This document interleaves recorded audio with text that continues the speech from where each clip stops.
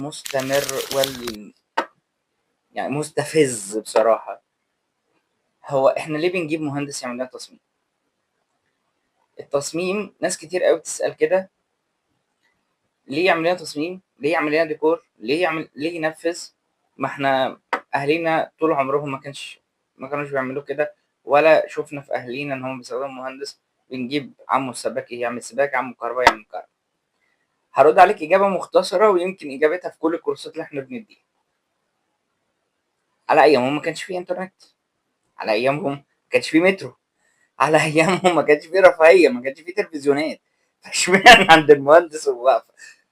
طبعًا الفكرة بكل بساطة إن المهندس مش رفاهية كمان زي الحاجات دي، لأ بالعكس، المهندس هو المرشد ليك في العالم الجديد اللي أنت هتعمله. البيت اللي أنت بتبنيه أو تعمل له تصميم المفروض ده بيعيش معاك 20، 30 سنة قدّام، 50 سنة قدّام، يدينا ويديك طول العمر.